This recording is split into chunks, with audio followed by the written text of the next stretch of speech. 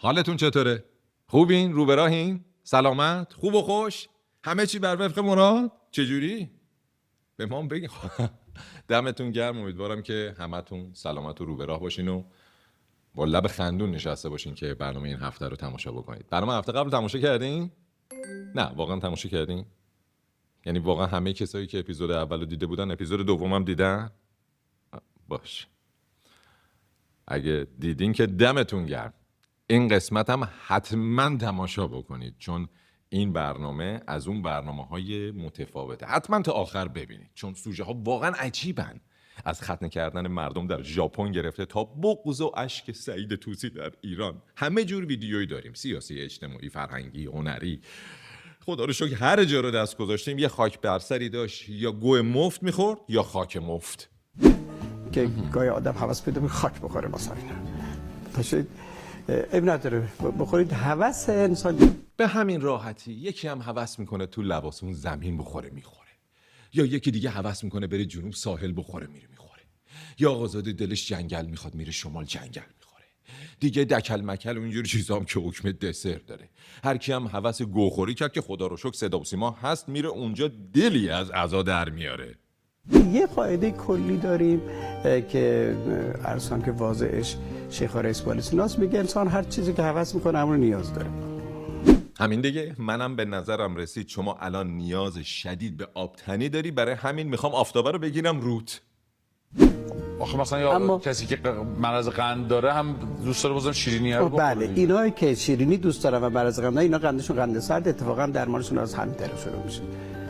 اون که مرض قنده. این علاقه ای که شما به خوردن شاش شتر و پشگل الاغ دارین به خاطر چیه؟ مرض گند؟ من یه بیماری که قندش هست 300 کاهش بدم که اصلا ناشتا دادم، در طول 40 روز بهبود پیدا کرد. به بیمار دیابتی عسل دادی خوب شد؟ تو هر مریضی که میاد پیشت بعد دیگه خبری ازش نمیشه رو فکر میکنی بهبود پیدا کرده؟ مردک شاید زدی کشتیش. و میگن که حالا مثلا مادر بزرگیست میگه من دوست دارم نوه‌هام اینا نمیذارم، میگم بخو به اینا نگو. دمتون گرم که با این طب سنتی دارید یه تنه میانگین سنی جمعیت رو میارید پایین. دیدین نتونستین مردم رو راضی کنید زودتر بزان؟ دارید گولشون میزنید زودتر بمیرن؟ نه افزایش قیمت مرغ به خاطر گرمای هوا و کمبود برق در واحدهای تولیدی بود که ما از هفته گذشته یه مقدار به اصطلاح کاهش دما رو داشتیم. خب مرغو به بهونه گرمای هوا گرون کردید. اوکی. 4 روز دیگه زمستون که شد لابد میخواید بگید توی سرما کون مرغ منقبض میشه، تخم سخت در میاد بیرون، پس تخم مرغ باید گرون بشه لابد، نه؟ من متاسفم بگم که ما به طور کلی خدماتمون رو کمونیستی اداره میکنیم. یعنی چی؟ یعنی مسئولیت خدمات رو به دست میگیریم، پولش هم میدیم، اما رضایت جلب نمی کنیم. به این میگن مدیریت کمونیستی که در دنیا دیگه تمام شده این مدیریت.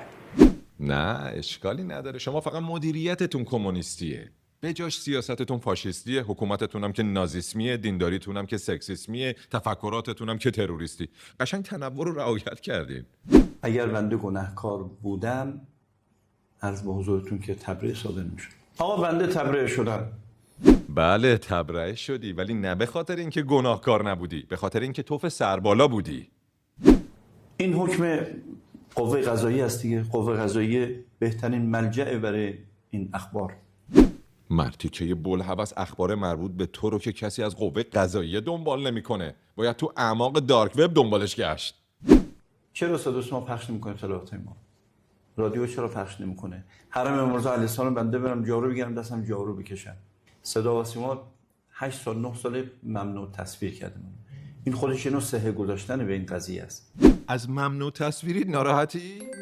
برو خدا رو شکر کن که این مملکت در و پیکر نداره، وگرنه یکی مثل تو باید توی زندان ممنوع ملاقات باشه. من قاری قرآن اونجا بودم، آقای رئیسی خدا رحمتش کنه سخنران بود، نمیدونستم، رفتم تو جلسه دیدم آقای رئیسی بعد اومد نشستم کنار ما 1 وجب فاصله. واقعا اومد یه وجبیت نشست؟ خب اون خدا بیامرز درسته که سواد درست حسابی نداشت، ولی انصافا آدم نترسی بود.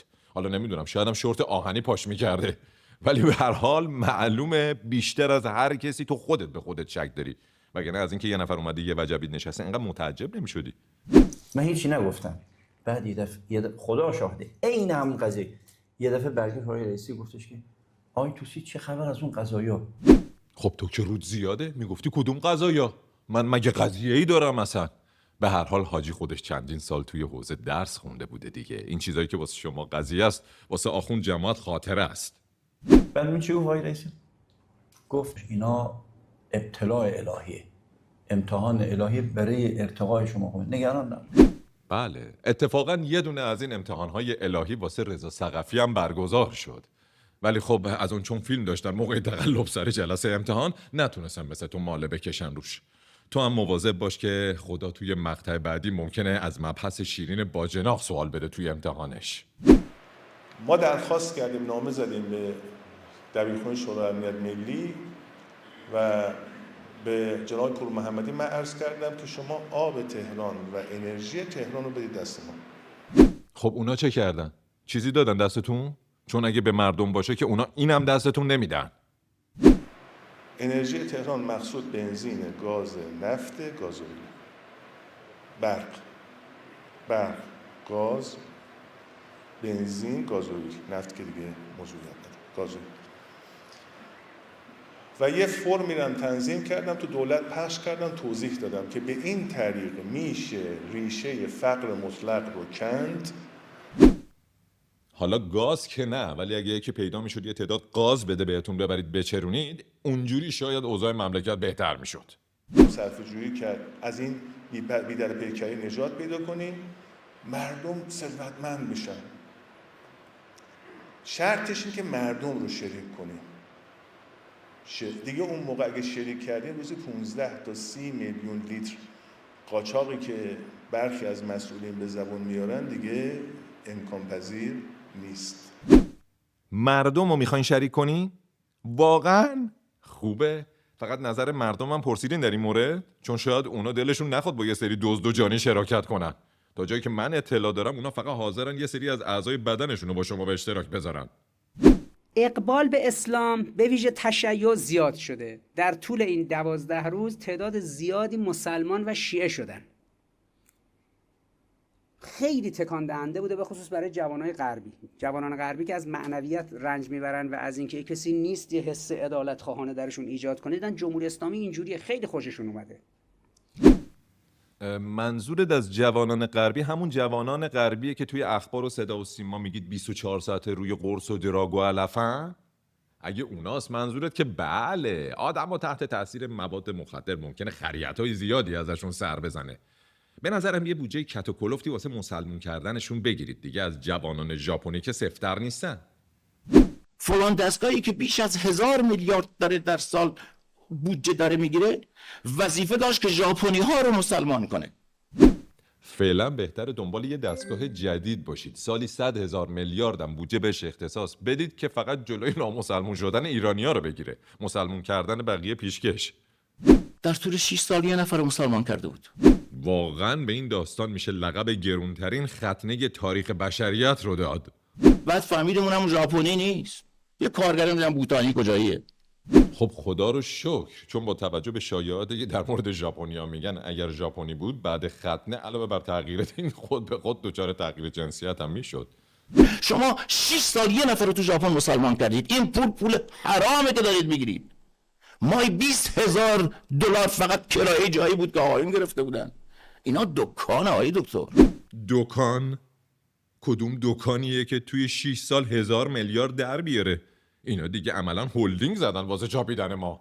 میبینید ترامپ درخواست آتش بس میکنه، نشون قدرتش نیست. به والله ترسیدن. درخواست؟ اون درخواست نبوده، دستور بود که شما به ثانیه نکشیده بله رو گفتید. یعنی عروس واسه رفتن توی حجله 3 بار خطبه رو میخونن براش. شما ترامپ هنوز توییت نزده انگشت عسلی رو کردید تو دهن نتانیاهو. ویتکاف زنگ زد با آقای عراقچی، گفت بابا بس کنید، نزنید دیگه، نزنید. خب مطمئنی منظورش از نزنید موشک بوده؟ کشوری که 46 سال تحریمه، کشوری که به قول خودشون سیم خاردارم به ما نمیدادن. سیم خاردار بهتون ندادن، ولی ای کاش حداقل یه کاندوم خاردار به باباهاتون داده بودن که نسل کله خر 57 رو پس نندازن. اما به لطف شما جوانها کشور به چه اقتداری رسیده، به چه توانمندی رسیده، به چه صلاحیتی رسیده. خیلی خوبه. همین فرمون ادامه بدید. همین مسیر اقتدار و توانمندی و صلاحیت رو که ادامه بدید، به تهش که رسیدید اگه دقت کنید میبینید سرهنگ قذافی و صدام و بشار اسد دارن براتون دست تکون میدن. اون چیزی که به عنوان یک دستاورد، به عنوان یک خبر بزرگ میخوام خدمت شما بگم، اون که توی اون 3 میلیون نفری که یارانشون حذف شد همه با رضا و رغبت، هیچ کسی اعتراض نکرد. نه دیگه، کسی چیزی نگفته که نشونه رضا و رغبت نیست. یعنی یه جوری ریدید به ارزش پول ملی که 3 میلیون نفر اصلا قطع شدن چستومن یارانه‌شون رو نفهمیدن که بخوان اعتراض کنن، وگرنه برای مردم یه مو از آخوند کندن غنیمته. نونواها اعتصاب کنن ما نون نداریم، اگر راننده تاکسی ها اعتصاب کنن ما دیگه ماشین نداریم، آخوندا اعتصاب کنن چی نداریم؟ خیلی چیزا نداریم. آخوندا نباشن خب بدبختی نداریم، گشت ارشاد نداریم، غم نداریم، دزدی نداریم، اختلاس نداریم، مفخوری نداریم، اورانیوم 90% غنی شده برای مصارف صلح‌آمیز هم نداریم و از همه مهمتر یه سری کله توی کونمون هم نداریم. کار من اینه که هر کسی خواست نظر امیرالمومنین رو در مورد چیزی بدونه از من بپرسه. من میتوانم زاویه نگاه امیرالمومنین رو به مردم انتقال بدم، چون درس هایی میخونم که حرفای امیرالمومنین رو میفهمم، مثلا عربی میخونم و گناهایی رو نمی کنم، انشالله یه صفای باطنی پیدا میکنم، میفهمم امیرالمومنین چی میگه. چه گناهایی رو نمی کنین؟ گناه نکردن مگه گذاشتید بمونه شماها؟ حاجی الان خدا صبر و حوصله‌اش زیاد شده ها، وگرنه برو ببین اون قدیما سر همین مسائل چه بلایی سر قوم لوط آورده. خواستید امام زمان راجع به یه چیزی نظر بده از من بپرسید، من بهتون میگم. مثلا نظر امام زمان در رابطه با حمایت ما از غزه، نظر امام زمان در رابطه با بیماری، ما چگونه به بیماری ها نگاه کنیم، نظر امام زمان در رابطه با ازدواج.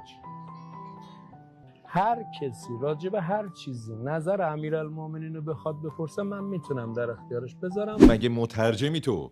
والا طبق خاطرات تخمی تخیلی که خودت تعریف میکنی تو باید الان توی دامداری باشی نه رو منبر. چوپون بودم، خدا شاید یادمه گوسفندامونو بردم تو طویلمون، 2-3 تا گاو داشتیم بردم تو طویلمون، ما میرفتیم گوسفندا همه می اومدن وا میستادیم وسط گله گوسفندا میگفتیم جدا جدا جدا جدا، گوسفند صدای منو میشناخت میرفت خونم. طبیعیه دیگه، کلا چهارپایان وقتی هم نوع خودشونو میبینن میشناسنش، حتی اگه یه من ریش گذاشته باشه.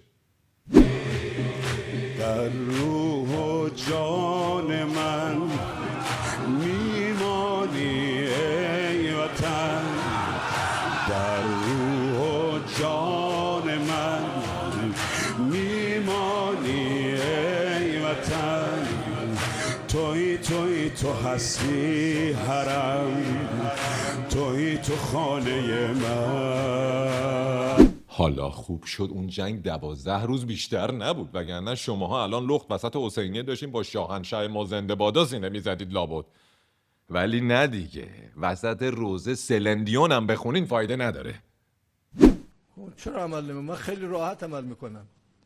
من برای حرف زدن بارها گفتم، برای اینکه مجلس میرفتم مثلا یه 7 دقیقه میگفتن حرف بزن، باور کنید یه 2-3 هفته فکر میکردم برم چی بگم، چی جوری بگم که گیر ندم.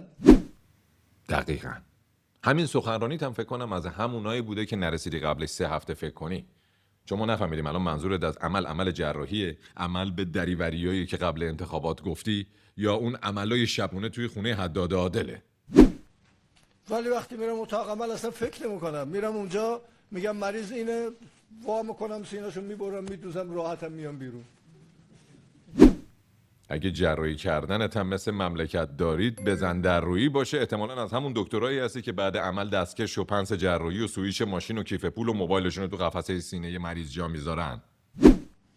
هر کسی تو این مملکت میتواند مشکل آب ما رو، مشکل سوخت ما رو، مشکل کشاورزی، مشکل نمیدونم ناترازی ما رو میتونه حل کنه؟ این گوی این میدان. گوی و میدان؟ والا این میدانی که شما تو وجب به وجبش تر زدید خیلی وقت تبدیل به تپه شده. کارش هم با گوی حل نمیشه، باید اول با قلتک از روش رد شد.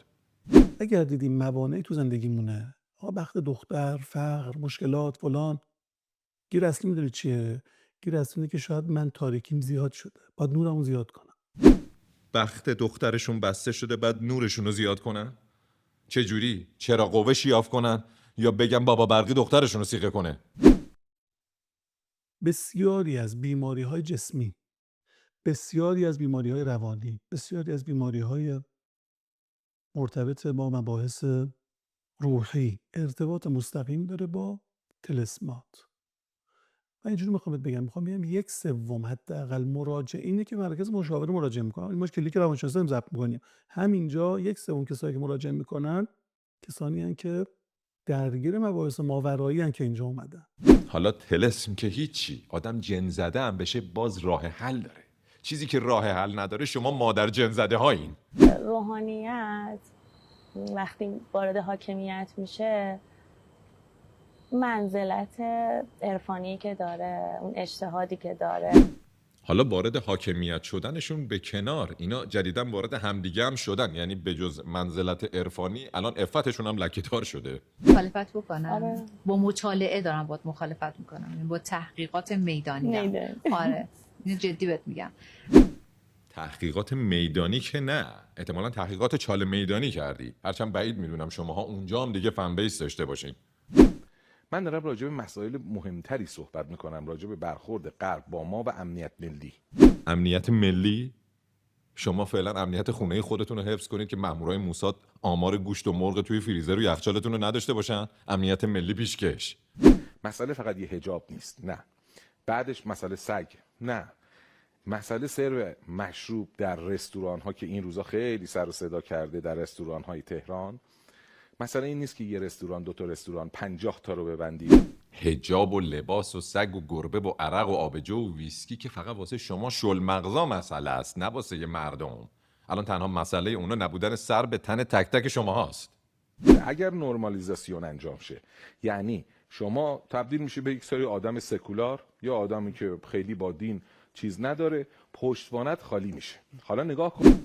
خب همین که تلویحاً اعتراف میکنی الان پشتوانتون به یه سری آدم غیر نرمال مغز خر خورده است، خودش جای شکر داره. پس الکی بهشون هسته سخت نظام نگید دیگه، بگید هسته شل مغز نظام. اینم از برنامه این هفته. امیدوارم که این قسمت هم حال کرده باشین و برای دوستانتون هم بفرستید، واسه اونایی که ندیدن هم بفرستید، واسه هر کی هم دیده دوباره بفرستید و ازش بخواید دوباره ببینه. قبلی‌ها هم براشون بفرستید.